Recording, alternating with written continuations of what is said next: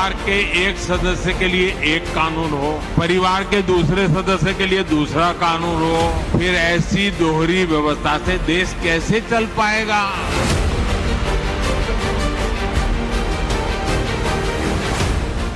वो uniform civil code की नहीं बात कर रहे, वो हिंदू सिविल कोड की बात कर रहे हैं। ओवैसी साहब ने तो अपना खानदान बहुत बढ़ाया, उन्होंने गरीब पिछड़े मुसलमानों की कितनी चिंता की। और ये जो हिंदू धर्म के अंदर की भी जो विविधता और बहुलवाद है, उसको आप किस प्रकार एक ब्रश से सब खत्म कर देंगे। भाजपा सिर्फ उन्मादी विचारधारा को परोसना चाहती है।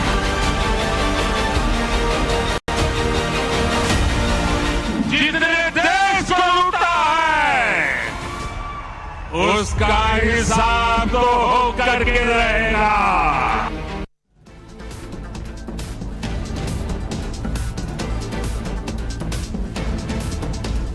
नमस्कार दर्शकों, मैं हूं नाविका कुमार और आप जुड़ रहे हैं सवाल पब्लिक का शो पर। अभी 14 जून को ही लॉ कमीशन ने समान नागरिक कानून यानी यूसीसी पर सुझाव मांगे थे और आज प्रधानमंत्री नरेंद्र मोदी ने यूसीसी के पक्ष में बहुत बड़ा बयान दे दिया। अपने बयान में प्रधानमंत्री ने यूसीसी को संविधान के मुताबिक बताया और इसके खिलाफ भड़काने वाले नेताओं से मुसलमानों को आगाह किया। प्रधानमंत्री का यह निशाना एकदम सटीक था। यूसीसी पर प्रधानमंत्री के बयान का विरोध करने आए एआईएमआईएम नेता असदुद्दीन ओवैसी ने यह डर दिखाने की कोशिश की कि मुसलमानों के रीति रिवाज इल्लीगल घोषित कर दिए जाएंगे। वैसे प्रधानमंत्री ने तो सिर्फ मुसलमानों को आगाह किया था, लेकिन प्रधानमंत्री के बयान के बाद कांग्रेस, आरजेडी जैसे दलों ने दावा किया कि यूसीसी से सिर्फ मुसलमान नहीं, आदिवासी हिंदुओं के कस्टम भी छिन जाएंगे। सवाल पब्लिक का आज है कि क्या यूसीसी के विरोध के नाम पर हिंदू मुसलमान सबको डराने वाली राजनीति हो रही है? यहां मैं दर्शकों को बताना चाहती हूं कि यूसीसी बीजेपी के कोर एजेंडे में आज से नहीं बरसों से रहा है। 2019 में बीजेपी के संकल्प पत्र में इसे दोहराया गया था। सवाल पब्लिक का है कि अगर नरेंद्र मोदी अपना वादा पूरा कर रहे हैं तो क्या इससे राहुल गांधी, तेजस्वी यादव और ओवैसी जैसे नेताओं की पॉलिटिक्स डिरेल हो रही है? क्या यूसीसी से मुस्लिम तुष्टीकरण के खिलाफ सबसे बड़ी चोट होगी, इसलिए इसका विरोध हो रहा है? 2024 के पहले अगर यूसीसी आया तो क्या ये मोदी का सबसे बड़ा चुनावी कार्ड होगा? यही है आज सवाल पब्लिक का।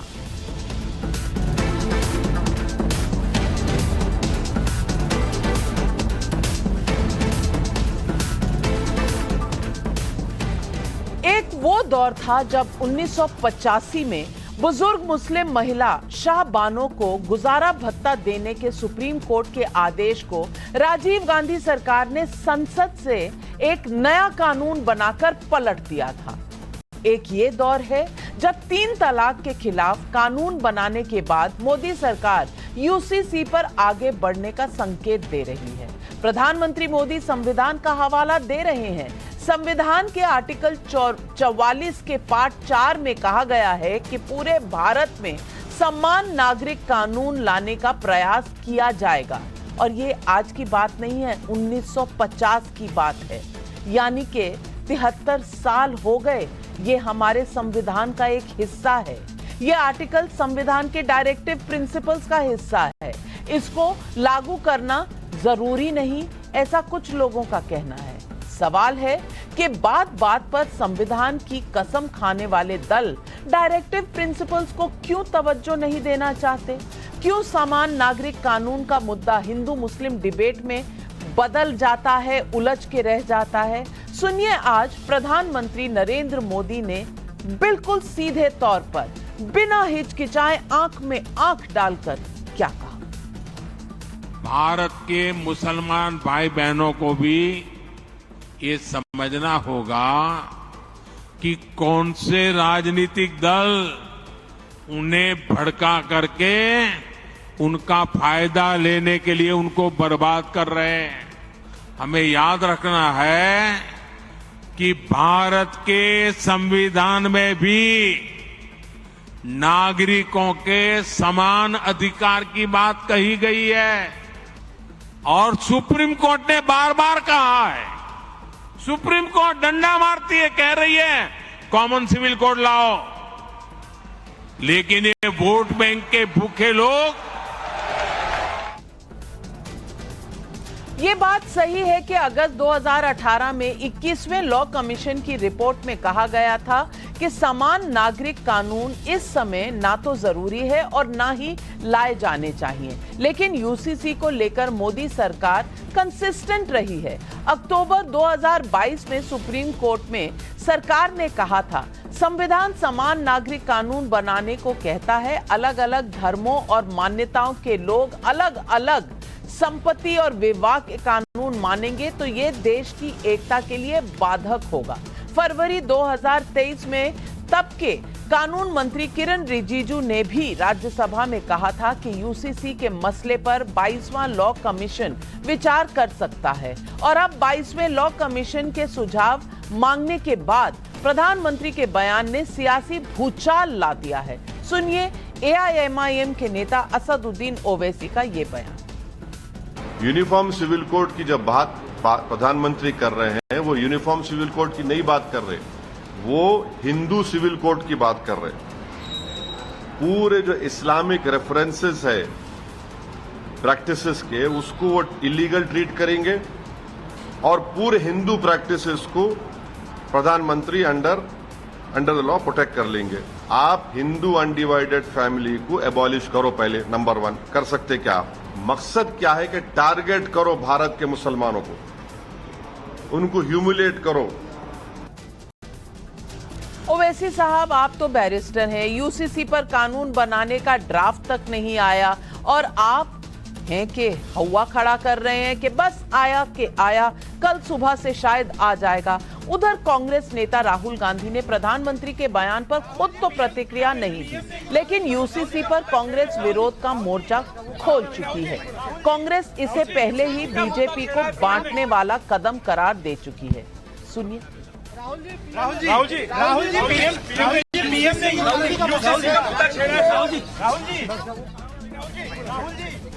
यूसीसी का मुद्दा छेड़ा है पीएम ने। राहुल जी तो निकल गए।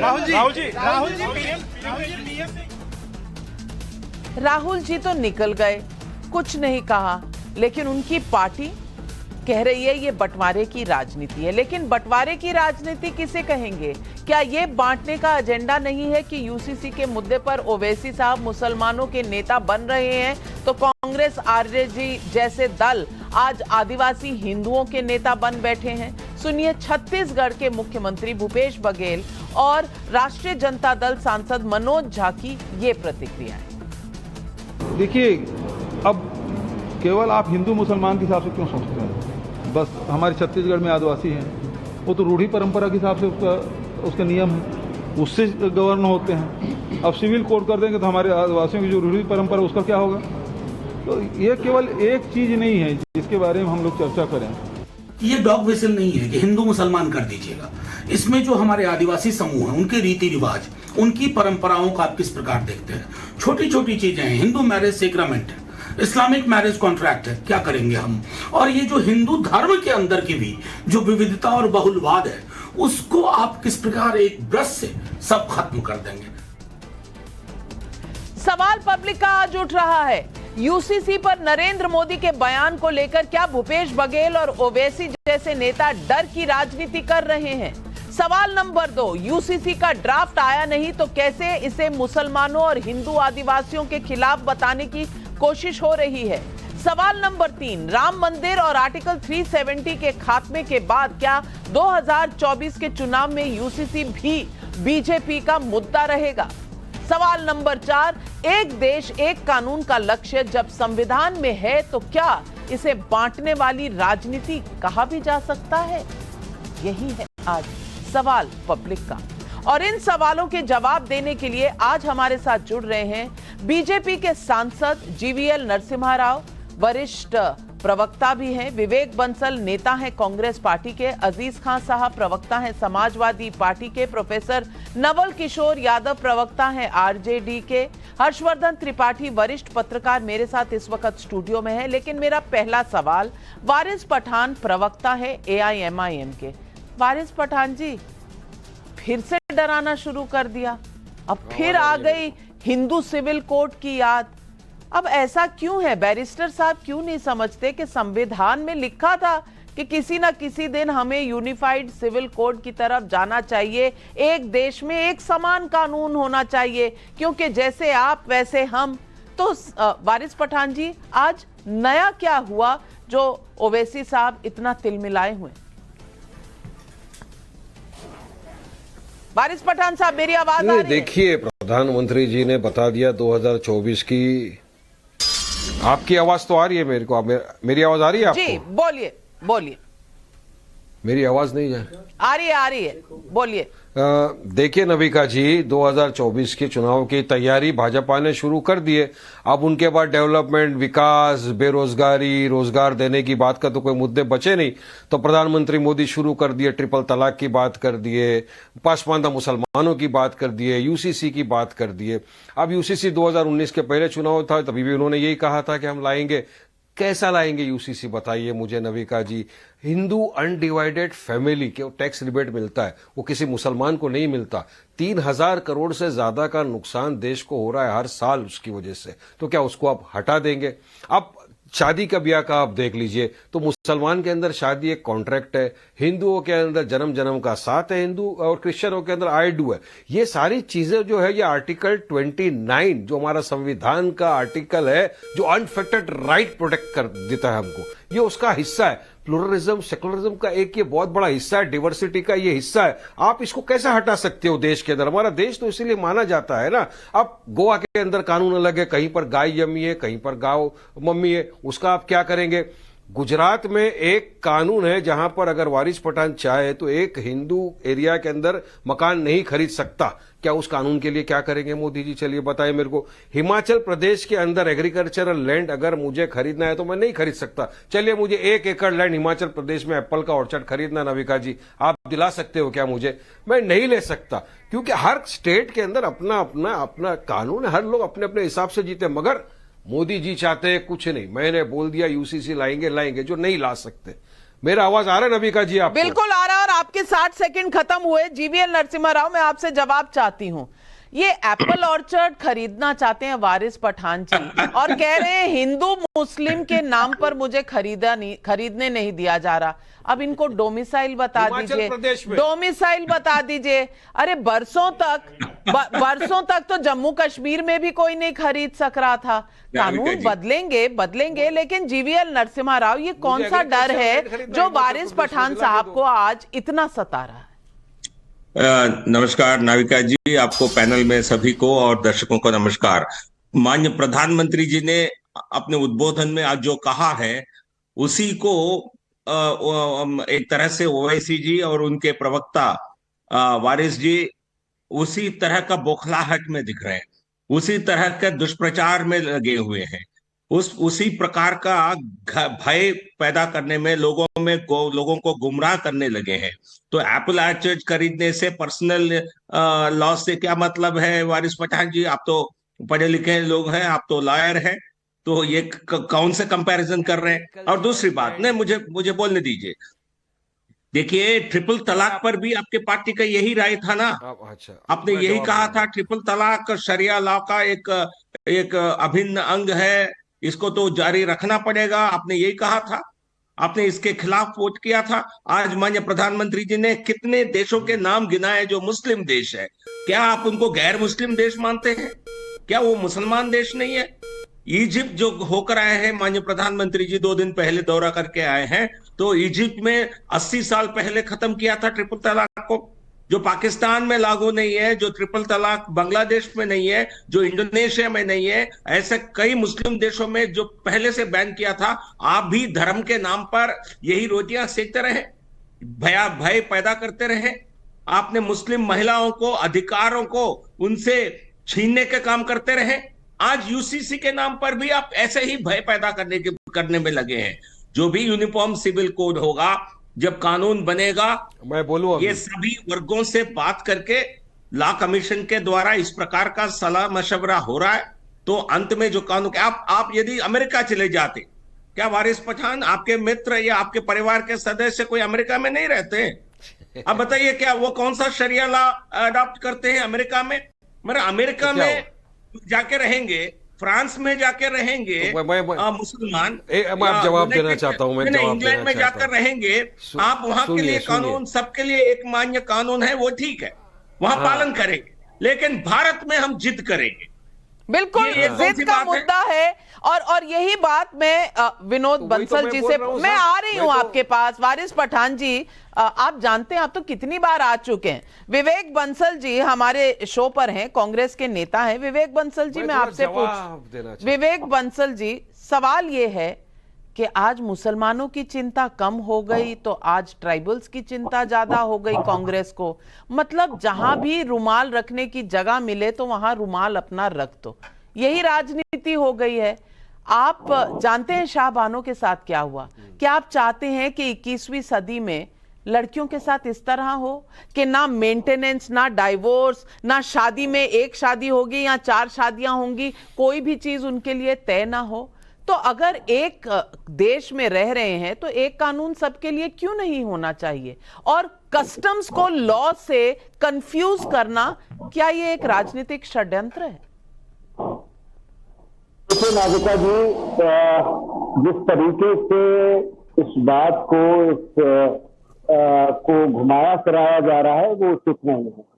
हमारा कहना सिर्फ इतना है कि जब कॉन्स्टिट्यूएंट असेंबली में इस पर विचार विमर्श हुआ था, उस समय भी कुछ लोग पक्षधर थे कि यूनिफॉर्म सिविल कोड की बात आई थी, और एक जो बहुत बड़ी संख्या वो थी जो उसको कह रही थी जब तक कि अल्पसंख्यकों और भी जो आदिवासियों उनकी आम सहमति ना मिले तब तक इसको ना किया जाए।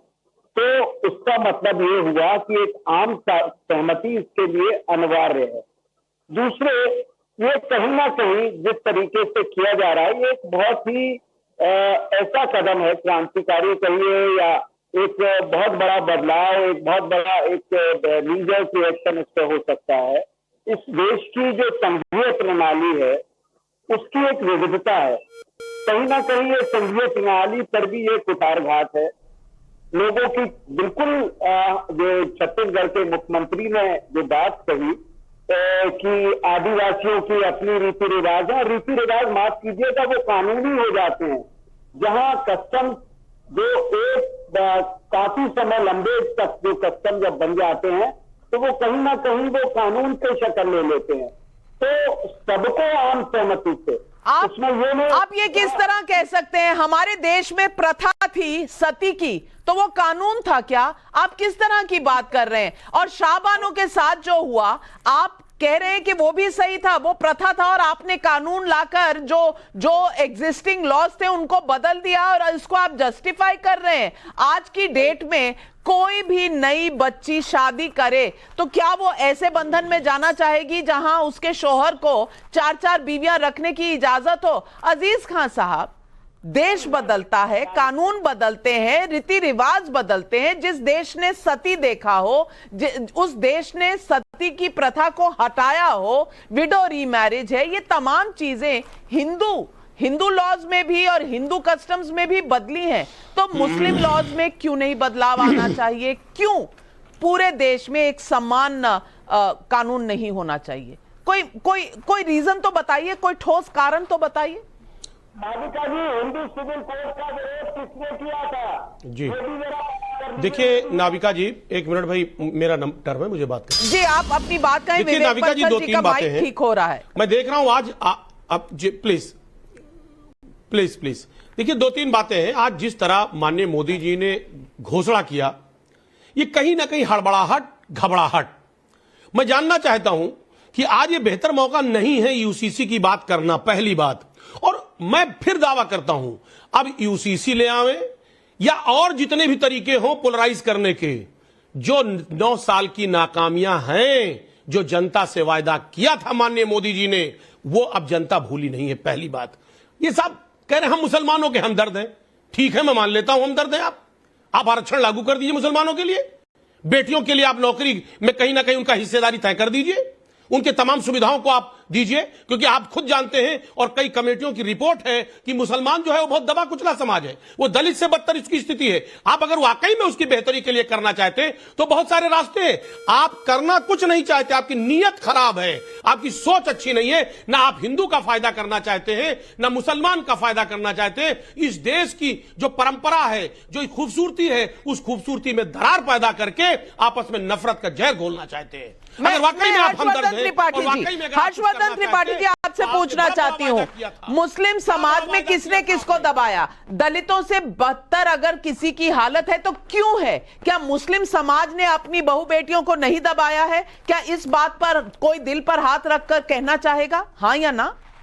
देखिए नाविका जी, आपने इस शो की शुरुआत जिससे की शाह बानो प्रकरण से, सोचिए कि उस पर इन सब की जुबान बंद हो जाती है।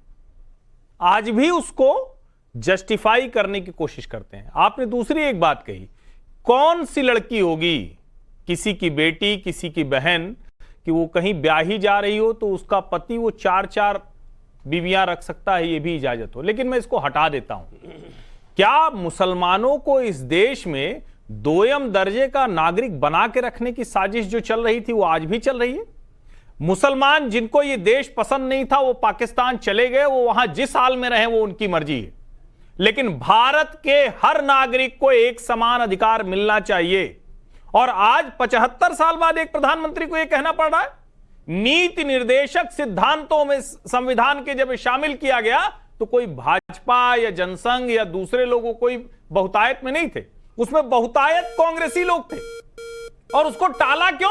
कि ठीक है भाई, अभी विभाजन हुआ है, अभी स्थितियां ऐसी हैं, हमारे नेता इतने शक्तिशाली, इतने प्रभावी होंगे, लेकिन नेता प्रधानमंत्री बनते रहे, अपने घर में प्रधानमंत्री का पद ले लिया, लेकिन मुसलमानों की चिंता नहीं की। मुसलमान बद से बदतर होता गया और उसके बेहतर होने का एक रास्ता दिखता है। कहते हैं मोदी जी तुम्हारी चिंता फर्जी कर रहे हैं, करेंगे नहीं। वो 3 तलाक के पहले भी यही बोलते थे, वो 370 के पहले भी यही बोलते थे, और हर उस बात पर जो भारतीय जनता पार्टी के घोषणा पत्र में रहा उसको उन्होंने करके दिखाया है। यह भी एक विश्वास का मसला है। मैं प्रोफेसर नवल किशोर जी से पूछना चाहती हूँ। प्रोफेसर साहब, सीधा सा सवाल है, क्या मुसलमान ने अपने ही सोसाइटी में सबको ठीक तरह से मान सम्मान दिया है या नहीं दिया है? पसमंदा मुसलमान जिनकी बात की आज प्रधानमंत्री ने, अहमदिया जिनकी बात अक्सर हुआ करती है, जो औरतें हैं उनकी बात अक्सर किया करती है, भाई अपने समाज में तो आप समानता ला नहीं पाए। अब कानून में समानता ला रहा है, कोई बेटियों को हक दे रहा है कि आपको अगर भत्ता भी दिया जाएगा डाइवोर्स के बाद तो वो आपका हक होगा। उन तरह की चीजें अगर उनके लिए लॉ में लाई जा रही हैं तो किसको तकलीफ है? किसको तकलीफ है? और मैं महिला हूं, मैं इस मुद्दे को बिल्कुल उठाऊंगी कि क्या आप अपनी बहनों को, अपनी बेटियों को इस तरह का कानून नहीं देना चाहते जो उनकी भी हिफाजत करे, या सिर्फ इस देश में मुसलमान कानून मर्दों के लिए बनाया जाएगा? नाविका जी, बहुत जबरदस्त तरीके से आपने अपनी बात रखी। ये सवाल नहीं, एक बात रखी आपने, और इसका जवाब उसी तरह से है। देखिए, मोदी जी क्या सोचते हैं और क्या करते हैं लोग देख चुके हैं। उन्होंने जब नोटबंदी की तो कहा कि इसे टेररिज्म खत्म हो जाएगा, काला धन आना खत्म हो जाएगा। ये सारी बातें उन्होंने कही थी। पता चला कि 2009 नोट को ही वापस करना पड़ा। तो ये तो उनकी सच्चाई है। जहां तक बेटे बेटियों की बात करते हैं और मुसलमान में आप ढूंढ रहे हैं कि बेटे और बेटियों में फर्क क्या है, आप ये बताइए ना कि हिंदू बाप जब अपनी बेटी को विदा करता है तो वो कहता है कि 7 जन्म तक चाहे कुछ भी हो वहीं रहना, वापस मत आना। आप क्या बात करते हैं? जो धर्म, ये धर्म को आप विभाजन से करके देखते हैं वो एक अलग चीज है। जो धारणाएं बनी हुई है वो समाज का है, और समाज ही है जो उसको दूर करेगा। समाज ही आज बेटियों को आर्थिक अधिकार दे रहा है, पढ़ने लिखने दे रहा है। और उस बेटी को कोई अगर बाप कहे कि अत्याचार अपने ससुराल में सहते रहो लेकिन अपनी अधिकार की बात नहीं करना, तो अपनी बाप की बात नहीं सुनती है। ये जो परिवर्तन है, और इसीलिए यह directive principle of state policy में रखा गया ताकि जो पॉलिसी डिजायरेबल हो वो उस समय का ध्यान पड़ा है। 2018 में यही विधि आयोग ने कहा कि अभी डिजायरेबल नहीं है, तो ये 2023 में फिर चुनाव के पहले डिजायरेबल कैसे हो जाएगा? यही आयोग 21वीं और 22वीं नवल किशोर जी, एक तरफ आप एक बाप होंगे, आप एक भाई होंगे, और आप कह रहे हैं लड़की को विदा करते हुए बाप कह देता है 7 जन्म तक वहीं रहना। बाप का दिल होगा ऐसा कठोर? मुझे पता नहीं। माँ का दिल तो नहीं होता है। मेरी बेटी को जिस दिन उसकी आंख से एक आंसू भी निकलेगा मैं जाकर ले आऊंगी, और कोई मेरी बेटी को रुलाने का हक नहीं रखता। इस तरह की बात आप मत करिए। 7 जन्म अगर पति या पिता अगर कहता है कि तुम अपना रिश्ता निभाओ तो वो समझाता है, ये नहीं कहता कि तुम मरते रहना, पिटते रहना और 7 जन्म तक उधर रहना। ये किस तरह की बात आप कर रहे हैं? एक तरफ आप कह रहे हैं परिवर्तन आ रहा है और दूसरी तरफ दकियानूसी बातें करते हैं। जीवीएन नरसिम्हा राव, यूसीसी के मुद्दे पर कहीं कोई चर्चा नहीं, सब डराने में लगे हैं। ऐसा हो जाएगा, वैसा हो जाएगा, मोदी जी तो ऐसा बोलते हैं, करते नहीं है, अगर ये होगा तो वैसा हो जाएगा। यूसीसी पर आपने देखा किसी ने merits of the order, merits of the law पर कोई भी लॉजिक नहीं दिया। मेरिट तो परफॉर्मेंस पे नाविका जी, आप उनसे पूछिए कि परफॉर्मेंस कहां है वो। पिछले 15 मिनट आपके कार्यक्रम के परफॉर्मेंस में बताइए ये दलों का, इन दलों के पास कोई दलील नहीं है, ये आपने एक्सपोज कर दिया है। ये कौन सा बाप आज के दिन कहता है? तो नावल किशोर जी, मुझे मेरे लिए ऐसे बाप नहीं, हम कानून की बात कर रहे हैं, हम कानून की बात कर रहे हैं, आप कोई फिल्म डायलॉग की बात कर रहे हैं। वो भी हो सकता है 40 के दशक का या 50 के दशक का फिल्म होगा। आज कौन से बाप बच्ची को कहता है कि आप 7 जन्म तक तुम्हारा रिश्ता हो गया, आप वापस मत आओ? आप बोलते हो ये समाज में है। आपको ये कहां से, किस बाप ने ये कहते हुए आपने सुना? मुझे पता नहीं, उनसे मुझे पता नहीं कौन से देश के किसी बाप। बता दीजिए ना, 7 जन्म तक मुझे ये कोई, हम कानून की बात बोलते हैं, आपकी फिल्मी सोच की बात नहीं कर रहे हैं। वो भी बहुत ही घटिया सोच की बात नहीं कर रहे। अरे घटिया लोग, ऐसा कोई घटिया सोच के हम बात नहीं कर रहे हैं। हम कानून का अधिकार, संवैधानिक अधिकार की राजनीतिक। माफ कीजिएगा नवल किशोर जी, माफ कीजिएगा, सोचने का तरीका है। हर्षवर्धन जी, मैं आपसे पूछना चाहती हूँ, हमारी भी विदाई हुई थी, हमें तो किसी ने नहीं कहा। उन्होंने ये समझाया कि ये 7 जन्म का बंधन है, तरीके से रहना, निभाना सारे रिश्ते, लेकिन ये किसी ने नहीं कहा कि जाना तो लौट कर मत आना। ये किस तरह की दकियानूसी बातें? नहीं, मुझे लगता है कि बहुत आपत्तिजनक बयान दिया है नवल किशोर जी ने, और मुझे जहां तक जानकारी है ये प्रोफेसर हैं, ये ऐसे इस तरह से तो सोचते नहीं है। टीवी की हीटेड डिबेट में बोल गए नहीं, मैं नवल जी, आपके बीच में मैं नहीं बोला ना, आपके बीच में मैं नहीं बोला। आपको कोई तर्क नहीं सूझ रहा है तो आप दाएं बाएं भाग रहे हैं। आप बताइए क्या नहीं कर पाएंगे। सच में मैं कह रहा हूं ना कि आप किसी भी बात पर आप अगर बोलना बंद करें बीच में, थोड़ा सा डिबेट की जो सभ्यता होती है, अगर आप उसका पालन करें जैसे दूसरे लोग कर रहे हैं। प्रोफेसर साहब, आप उत्तेजित हो रहे हैं, थोड़ा सा सुन लीजिए, फिर जवाब दीजिएगा। मैं उनको बताने का कोशिश कर रहा हूं कि जिस कॉन्टेक्स्ट में कहा गया है वहीं तक रहें। आप उल्टा क्यों बताते हैं? मैं जो बोल रहा हूं कि जो बेटियों में फर्क है इस समाज में, उसको क्षमा नहीं मांगेंगे, गलत बोल गए हैं, अभी उसको घुमाने की कोशिश कर रहे हैं। अरे नवल जी, आपको समझ में आ गया है, आप अंदर से समझ गए, भले व्यक्ति हिंदू समाज की जो कस्टम्स है उस पर कुछ भी कहना आसान है। कुछ भी कह दो कि बाप जो है वो निकाल देता है, बेटी को कहता है 7 जन्म तक वहीं रहना। आप मान सकते हो कि कोई बाप अपने जिगर के टुकड़े को इस तरह से कहेगा?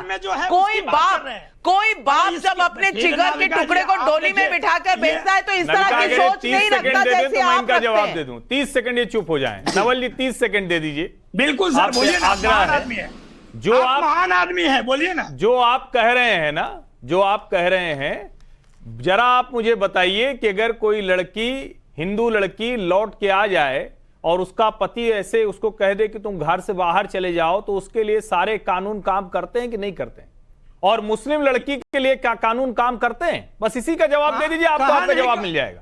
नहीं, कहा कानून नहीं करता है? इस देश की कानून फिर आप घूम के नहीं होता है, नहीं लागू होता है ना, लागू नहीं होता है। अरे यही हर्षवर्धन जी, हर्षवर्धन जी, ये कहना नवल जी, कि देखिए, बेटी और अब आप- बेटे बराबर हैं, अब आप इसका सच्चाई क्या है आपको भी मालूम है, लेकिन आप नहीं बोलिएगा। नहीं, आपको मैं तो डर कह लगता रहा है हूं ना। सच बोलने में। आप बताइए कि अम्बेडकर ने जब बोला कि जाति प्रथा पे जो बोला उन्होंने कि यह हिंदू समाज जो है वह बहुमंजिला इमारत की तरह है। नवल जी, जब इसमें आप कोई तंत्र है। यूसीसी पर नहीं सूझ रहा है तो आप पूरे देश का भ्रमण करके आ गए हैं। डिबेट मुद्दे पर आप तर्क नहीं दे पा रहे। डिबेट को लुढ़काइए, लेकिन आपके पास दलील कोई है नहीं। प्रोफेसर साहब, आप थोड़ी देर शांत हो जाइए और मैं विवेक बंसल जी से पूछना चाहती हूँ। विवेक बंसल जी, कांग्रेस एक राष्ट्रीय दल है और आज आप एक ऐसे नेता आपको लीड करते हैं जो मॉडर्न विचारधारा के हैं, यंग हैं, प्रोग्रेसिव है।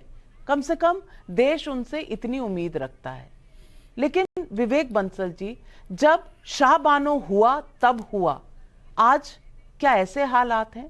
और आज अगर मुस्लिम लड़कियों के लिए या किसी भी अन्य रिलीजन के हों, धर्मों के हों, कहीं के भी हों, आप नहीं समझते सबके लिए एक समान उम्र होनी चाहिए शादी की, एक कट ऑफ डेट होनी चाहिए कि इससे पहले नहीं कर सकते आप शादी करेंगे तो आपके ऊपर कौन कौन से लॉ के प्रोटेक्शंस रहेंगे, आप डाइवोर्स करेंगे तो क्या प्रोटेक्शंस रहेंगे, आपके घर में जो संपत्ति और विरासत की बात होगी आपके माता पिता के बाद, तो आपका हक आपके भाइयों के हक जैसा होगा। क्या ये समान चीजें जो हिंदू लड़कियों को मिलती हैं, क्या हम ये देना नहीं चाहते मुस्लिम लड़कियों को? क्यों हम खींच के पीछे रखना चाहते हैं? और हर बार जब समान नागरिक कानून की बात होती है तो क्यों हम एक हवा खड़ा कर देते हैं? हम रिफॉर्म की बात क्यों करने से कतराते हैं? मैं आज आपसे ये पूछना चाहती हूँ। देखिए नाविका जी, पहले तो मैं ये बताना चाहूंगा कि हम लोगों को, जहां तक आप ये कह रहे हैं कि मैंने आपसे पहले भी इस बात को कहा था और कॉन्स्टिट्यूएंट असेंबली की दुहाई भी दी थी, उसमें जो विमर्श था उसमें ये था कि जब तक आम सहमति ना बने तब तक कोई इस तरीके का कदम नहीं उठाना चाहिए। उसी परिप्रेक्ष्य में बिल्कुल आपकी बात जायज है कहीं ना कहीं। और आपने कहा चाइल्ड मुस्लिम महिलाओं को चाइल्ड मैरिज एक्ट उन पर भी लागू करता है। एक जो मिनिमम एज है वो सब इस देश की जो भी लड़कियां हैं उन पर लागू करती है। तो ये कहना गलत है, पर लेकिन मेरा इतना ही सिर्फ कहने का आशय है कि कोई भी कानून बने, हर वर्ग के लोगों को ऑन बोर्ड लिया जाए, उनकी आम सहमति ली जाए और उसके पश्चात कोई बस ये यूनिलेटरली की मन की बात कह दी और उसे लागू, एक तरफा बात हो गई, एक तरफा डायलॉग हो गया, ये तो उससे बात नहीं ये बने। तो आपकी बात पहले ही खारिज हो जाती है क्योंकि लॉ कमीशन ने पहले ही कंसल्टेशन पेपर डाला है, लोगों के कमेंट्स मंगाए हैं। तो वारिस पठान जी, अब आपसे मैं पूछना चाहती हूँ, कांग्रेस कहती है विचार विमर्श करिए, उसके बाद कुछ सहमति बनाने की कोशिश करिए। अगर सहमति बन गई तो वारिस पठान जी आप साथ चलेंगे, सहमत होंगे? नविका जी, अभी मैं सबकी बात गौर से सुन रहा था। आपने बताया, जीवीएल ने कहा, मोदी जी की बात भी हमने सुना, मगर ऐसा लग रहा है कि आप तमाम को मुसलमान औरतों की बहुत ज्यादा फिक्र है। अच्छी बात है, फिक्र करना भी चाहिए। आपने कहा ट्रिपल तलाक का कानून आया जिससे बहुत फायदा हुआ, लेकिन ग्राउंड रियलिटी तो कुछ और ही है।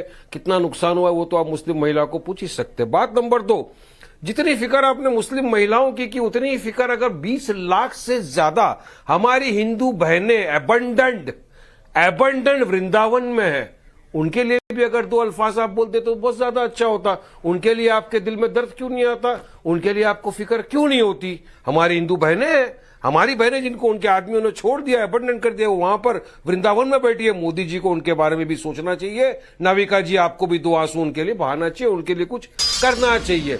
बात नंबर 3, मैंने जीवीएल से ये कहा था कि कानून है हिमाचल के अंदर कि एग्रीकल्चर लैंड अगर बाहर का इंसान जाए, वारिस पठान चाहे तो नहीं खरीद सकता। क्या मोदी जी इसको हटा देंगे? जरा हिमाचल की आवाम से भी इसके बारे में आप सवाल कर लीजिए। बात नंबर 3, मोदी जी ने और एक बात कही पासमानदा मुसलमानों की, उसके ऊपर आप ध्यान क्यों नहीं दे रहे? उनके तो घरों को आप बुलडोजर से उड़ा देते हैं, उनका तो जो बजट दिया है वो भी आप निकाल देते हैं, उनका जो रिजर्वेशन है वो भी आप खत्म करने की बात कर रहे हैं। हर आए दिन उनकी मस्जिदों पर अटैक किया जाता है, गाय के नाम पर कभी उनको मॉब लिंचिंग करके मार दिया जाता है, जेएसआर नहीं बोलने के नाम पे उनको मॉब लिंचिंग करके मार दिया जाता है। तो मोदी जी ने जो अमेरिका में कहा रिलीजियस डिस्क्रिमिनेशन हिंदुस्तान में नहीं है, वो तो दिख रहा है। और मोदी जी को पासमानदा मुसलमानों की यहाँ इतनी फिक्र है, तो उनके ऊपर जो अत्याचार हो रहे हैं उसको क्यों नहीं खत्म करने की बात करते वो? तो बराक ओबामा ने क्या गलत कहा? मोदी जी को उनकी बात का संज्ञान लेना चाहिए। ओबामा ने कहा कि अगर इसी तरह एथनिक माइनॉरिटीज और माइनॉरिटी बात होती है तो ये इजिप्ट नहीं जाते, ये सीधा बराक ओबामा पे पहुंच जाते हैं। इनकी टिकट सीधा यहाँ से बराक ओबामा के घर की है, इनकी बीच में इजिप्ट में प्लेन नहीं रुकता। जवाब दीजिए जीवीएल नरसिम्हा राव। नहीं, देखिए नाविका जी, अभी भी इनके पास कोई तर्क नहीं है। क्यों? यूनिफॉर्म सिविल कोड क्या कॉन्स्टिट्यूशन तर्क की तो बात कर रहा हूं, आपके पास तर्क नहीं है, संविधान में इसको लागू करने की सलाह दी, तर्क नहीं है, सलाह दी गई नहीं दी गई, में कोई तर्क नहीं है, सुप्रीम कोर्ट ने नहीं है। मैंने आपकी बात सुनी है वारिस, तर्क है कि 2024 के लिए किस तरह मुंह छुपाए, किस तरह झूठी बयानबाजी में लग जाए, किस तरह से हटा दे डेवलपमेंट की बात को, किस तरह से देश का ध्यान भटका दे, आपको बचा नहीं पाएंगे एक्सपोज होने में। बात करें और कोई तर्क नहीं है। आप मेरे बात का जवाब दीजिए ना। सुप्रीम कोर्ट ने कई बार, सुप्रीम कोर्ट ने कम से कम 3 अलग-अलग संदर्भ में यूनिफॉर्म सिविल कोड को लागू करने के लिए सरकार को, केंद्र सरकार को आदेश दिया था। बीजेपी को मैंने क्यों दिया था? मुझे इस बात इलाहाबाद हाईकोर्ट ने भी सुझाया था। क्यों सुझाया था? मैं आपसे पूछ रहा हूं, क्या आप अमेरिका जाएंगे? क्या वहां भी शरिया लॉ को लागू करने के लिए जिद करेंगे क्या? अरे आप अमेरिका डंडे छोड़ो, भारत का रहने वाला हूं, भारत की बात बताता हूं। हिंदुस्तान का मैं आपको 5 सेकंड में एक्सपोज कर देती हूँ वारिस पठान जी। अभी आप ओबामा की बात कर रहे थे और अभी आप कहते हैं मैं भारत में रहने वाला हूँ, भारत की बात बताता हूँ। आप तो 5 सेकंड में एक्सपोज हो गए वारिस पठान जी। ओबामा कर रहे थे, अब अमेरिका जाकर अमेरिका का लॉ नहीं फॉलो करेंगे। मैं हर्षवर्धन त्रिपाठी जी, आज कौन एक्सपोज हो रहा है और कौन लॉजिक दे रहा है, कम से कम ये बता दीजिए वारिस पठान जी। देखिए, यूनिवर्सल सिविल कोड पर बात कर रहे हैं अच्छा लॉजिक चला था, और एप्पल की बाग खरीदना चाहते हैं। आप इसी से समझ लीजिए कि लोगों की खेती का, लोगों की जमीन का, राज्यों का अधिकार, उसको तुलना कर रहे हैं कि देश में संविधान ने जो कहा कि हमारे और वारिस पठान के कानून एक बराबर हो, हमको कोई ज्यादा न लाभ मिले न वारिस पठान को ज्यादा लाभ मिले। और अगर हमारे मन में यह है कि वारिस पठान को कुछ मिलता है, उसकी वजह से मेरे मन में इनके लिए कटुता है, या वारिस पठान के मन में मेरे लिए है, तो भैया दोनों को एक बराबर कानून करो। यही तो आधुनिक लोकतंत्र है ना, यही आधुनिक भारत है। ये पीछे क्यों घसीटना चाह रहे हैं? जानता है उसको क्या मिलने वाला है। वारिस पठान इसीलिए अपनी आवाज बुलंद कर रहा है संविधान के दायरे में। नहीं, वारिस पठान तो सब मजे ले रहा है। वारिस पठान लोगों को परेशान करना चाहता है, अपने घर परिवार के लोगों को एक बराबर नहीं मानता है, इसलिए वो ये बोल रहा है टीवी पर। का कत्ल करना चाहते हो, इसलिए देखिए क्या बात कर रहे हैं, बुलंद कर रहा है। कत्ल करना, मार देना, समान कानून की बात पर कितने डराने का काम कर रहे हैं वारिस पठान जी। इससे हासिल नहीं होगा कुछ, इससे जो गिने चुने लोग आपके साथ हैं वो भी छूट जाएंगे। सम्मान नागरिक कानून पर जहां महिलाओं को हक देने की बात है, मैं अकेली महिला हूं, यहां पर घिरी हुई हूं, सारे पुरुषों से घिरी हुई हूं, और आप डराए जा रहे हैं, मैं डर नहीं रही हूं। आप डराए जा रहे हैं, मैं हक के लिए लड़ रही हूं। आप डराने की कोशिश जितना करेंगे मैं हक के लिए उतना लड़ूंगी। लेकिन अजीज खान साहब, आप देख रहे हैं सारे मर्द महिलाओं के बारे में स्पोक्सपर्सन बन गए हैं, लेकिन दर्द किसी को किसी का नहीं समझ आ रहा। अब अजीज खान साहब, आपके साथ आपकी बच्चियां होंगी, आपके परिवार में बच्चियां होंगी, बहनें होंगी। आपने कभी उनसे पूछकर देखा कि आप ही तय करेंगे कि उनकी जिंदगी किस तरह चलेंगी, वो कब खड़ी होंगी, कब बैठेंगी, कब क्या पहनेंगी, कब कहां जाएंगी? मैं पूछना चाहती हूं, कभी बात की उनसे? जी देखिए नाविका जी, बड़ा शानदार सवाल आपने पूछा। आज महिलाओं के उत्थान की बात आपने कर दी, यकीन मानिए बहुत बड़ी बात की है।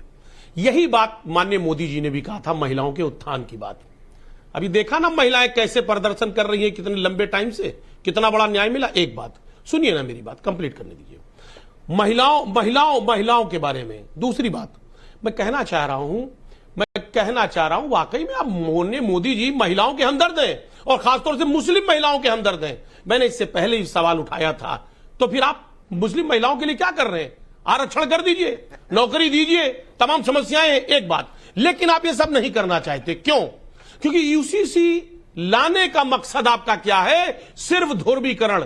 वाकई में अगर आप लाना चाहते थे तो ये तानाशाही सरकार नहीं, सरकार की तानाशाही नहीं चलेगी, क्योंकि अगर आप करना चाहते तो आप सर्वधर्म बैठक बुलाते। प्रधानमंत्री जी ने आज साफ कर दिया, तुष्टीकरण नहीं संतुष्टीकरण, आपका पॉलिटिक्स ऑफ पोलराइजेशन नहीं डिलीवरी। आपने सर्वदलीय बैठक आपने बुलाया, जो अपने स्कीम्स रखे हैं उसमें गवर्नेंस करके दिखाया कि नहीं प्रधानमंत्री को इस पर नंबर मिलते हैं, आपसे नहीं मिलते हैं, वोटर से मिलते हैं। आप लोग नहीं चाहते हैं कि इस मुल्क की खूबसूरती बनी रहे। अच्छा, खूबसूरती ये बदसूरत चीजें रखकर ही बनती है। खूबसूरती सिर्फ ये बदसूरत चीजें रखकर ही बनती है। खूबसूरत में रिफॉर्म्स नहीं होते। आपने अगर आपकी कम्युनिटी या कोई भी और कम्युनिटी खुद को रिफॉर्म नहीं करेगी, ड्राफ्ट तैयार करिए, लोगों से राय मशवरा लीजिए। तो वही तो हो रहा है लॉ कमीशन में, वही तो हो रहा है भाई साहब। फिर डर क्यों रहे हैं? कितने लोग वेबसाइट पे जा रहे हैं? क्यों मचाई है? यही दर्शक पूछ रहे हैं। तारकेश चंदोरकर का यूट्यूब पर सवाल है, यूसीसी तो सभी के लिए होगा, किसी एक के लिए नहीं, फिर इतना हंगामा क्यों है? किशोर कुमार शर्मा उर्फ विद्रोही का चंडीगढ़ से सवाल है, भारत की एकता और अखंडता के लिए और सब नागरिकों में समानता की भावना पैदा करने के लिए यूसीसी आवश्यक है। भारत के विपक्षी दल किस आधार पर इसका विरोध कर रहे हैं? जरा आधार समझा दीजिए मुझे प्रोफेसर नवल किशोर जी। देखिए, पहली बात आधार ये है कि अगर आप संविधान सभा के विमर्श को देखें या विधि आयोग 21 की बात को फिर से पढ़िए और पढ़वाइए भाजपा के लोगों को, क्यों उन्होंने कहा कि अभी डिजायरेबल सिचुएशन नहीं है। आपको इस बात को पहले जवाब देना चाहिए। ये जीबीएल जी और उनके पार्टी आकर बोले कि नहीं हम लगाना चाहते हैं, बुलडोज करना चाहते हैं, तो करें। अगर बुलडोज करने की नीयत से कोई पॉलिसी लाएंगे तो उसका जवाब तो वैसा ही मिलेगा।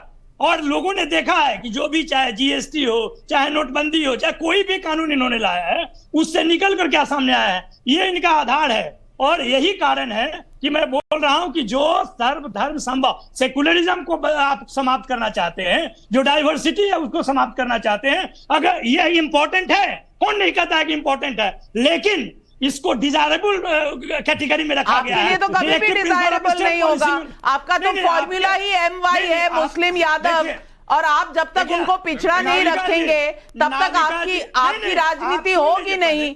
तो यही तो दिक्कत है कि कहां से कंसेंसस होगा। लेकिन जीवीएल नरसिम्हा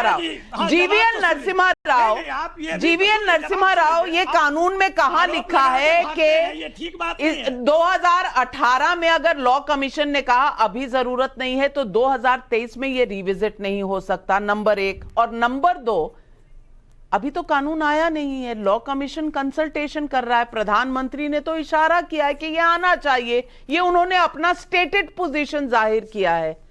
तो इतनी तकलीफ क्यों है, इतनी हलचल क्यों है? नाविका जी, ये बार बार कह रहे हैं ध्रुवीकरण की राजनीति।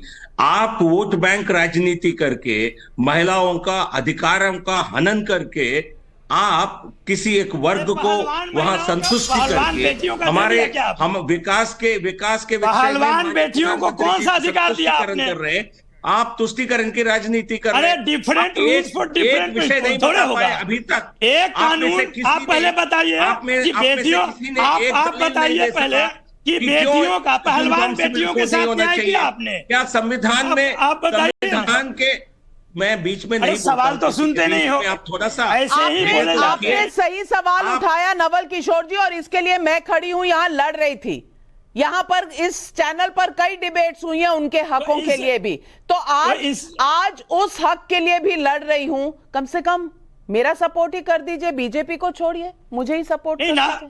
नाविका जी, सपोर्ट करने की बात तो इसमें है ही, और ये है कि ये संविधान कहता है, भाजपा नहीं कहती है। और संविधान अगर डिजायरेबल मानता है और किसमी लॉ कमीशन बोलता है कि अभी डिजायरेबल नहीं है, तो ये हड़बड़ी किस बात की है? 5 साल पहले कहा था और अब समा बदल गया है। मिलन चतुर्वेदी का जौनपुर से सवाल है, यूसीसी लाने की प्रगति बहुत धीमी है, क्या सरकार जानबूझकर इसे केवल मुद्दा बनाए रखना चाहती है लेकिन लागू करने पर गंभीर नहीं है? जीवीएल नरसिम्हा राव जवाब दीजिए। आप लोग कह रहे हैं आप बहुत धीमा काम कर रहे हैं, आपको जल्दी करना चाहिए। नाविका जी, मैं आपके जो दर्शक का जो ये जो भावना है, मैं इसके साथ हूं, क्योंकि देश आजाद होकर के 75 साल हुए हैं और संविधान में एक डायरेक्टिव प्रिंसिपल के तहत इसको सुझाया गया। सुप्रीम कोर्ट ने कई बार 3 अलग अलग अवसर पर शाहबानो केस से लेकर अभी तक 3 बार इस विषय को उठाया। केंद्र को इस कानून को आगे लाना चाहिए। पर वो पूछ रहे हैं कि आप क्यों इतना धीमे चल रहे हैं? क्या आप इसे सिर्फ चुनावी मुद्दा बनाना चाहते हैं ध्रुवीकरण के लिए? नहीं, मैं जवाब दे रहा हूं। हमारे पार्टी के जब से स्थापना हुई तब से हमारा एक विषय मूल विषय रहा है, लेकिन हमारे पास समर्थन नहीं था। हम जब सरकार बनाए थे, जब अटल जी की सरकार थी, भी हम एक अपने आप हमारे पास कोई बहुमत नहीं थी। और 2019 के हमारे मैनिफेस्टो में हमने इसको स्पष्ट रूप से लिखा, यूसीसी को हम लागू करेंगे क्योंकि महिलाओं का अधिकारों के रक्षा के लिए जरूरी है। हम इसी सरकार के 5 साल के कार्यकाल में इसको पूरा करने के लिए आज माननीय प्रधानमंत्री जी की जो बयान है उनके प्रतिबद्ध है। कमल का दिल्ली से सवाल है, क्या यूसीसी का विरोध करने वाले ओवैसी नहीं चाहते कि मुस्लिम महिलाओं को बराबरी हासिल हो? जवाब दीजिए वारिस पठान जी। देखिए, हम तो संविधान को मानने वाले लोग हैं। संविधान में इक्वालिटी है, आर्टिकल 14, 25, 29 डिवर्सिटी की बात करता है। संविधान का और हमारे देश की एक खूबसूरती है, उसको बीजेपी खराब करने की कोशिश कर रही है। हम चाहते हैं खराब ना हो। लॉ कमीशन ने 2016-18 के अंदर यह कहा था कि यूसीसी लाने की जरूरत नहीं है, तो क्या लॉ कमीशन ने उस वक्त पूरा रिसर्च नहीं किया था कि हमारे देश के अंदर विभिन्न लोग अपने अपने हिसाब से अपना अपना त्योहार रिलीजियस प्रैक्टिस करते हैं, ये यूनिफॉर्म सिविल कोड लाने से दिक्कत होगा, फिर भी मोदी जी को लाना क्यों है? क्योंकि देश सवाल पूछ रहा है ना, बढ़ती हुई महंगाई, बेरोजगारी के ऊपर जवाब नहीं है। उनको देख लिया कर्नाटका के अंदर क्या हो गया, किस तरह से उनको फटकार पड़ गई। आप यहां तक बात रुकती नहीं है, अमेरिका तक ने सवाल कर लिया वो प्रधानमंत्री के साथ कि यहाँ पे माइनॉरिटी की हालत खराब है, आप उनको सवाल, ये वरना देश कोलैप्स हो जाएगा।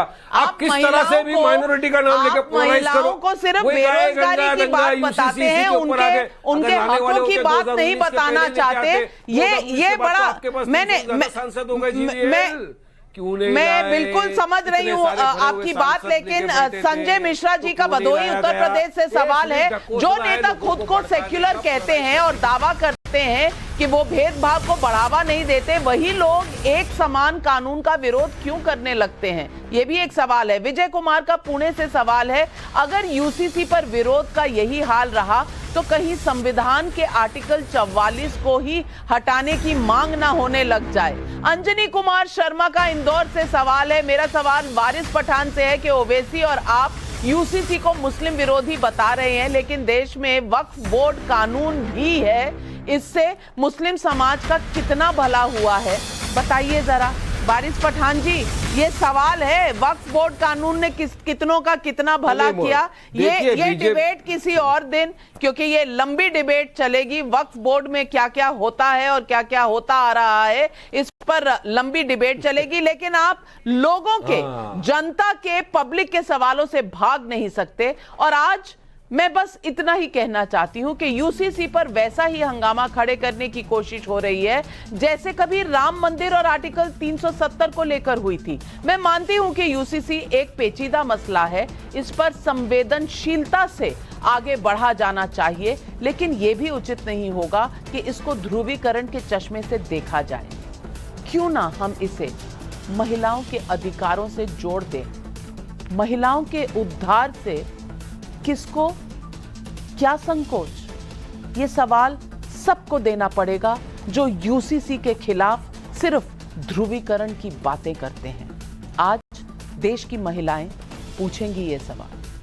आज सवाल पब्लिक का शो पर बस इतना ही, लेकिन जाने से पहले आपको तमाम विजेताओं के नाम जरूर बताना चाहती हूं जो देखेगा नवभारत जीतेगा भारत शो के पिछले विजेता रहे हैं। 26 जून के विजेताओं के नाम आपके स्क्रीन पर। ऋषभ मंडल गुवाहाटी से, विजय कुमार मोहाली से, प्रवेश कुमार गुप्ता कुरुक्षेत्र से, ये हैं हमारे आज के विजेता। आज मैं आप सबको बधाइयां देती हूं, लेकिन जरूर कहती हूं कि देखते रहिएगा टाइम्स नाउ नवभारत, क्योंकि देखेंगे तभी तो जीतेंगे। बस लेती हूं आपसे इजाजत। नमस्कार।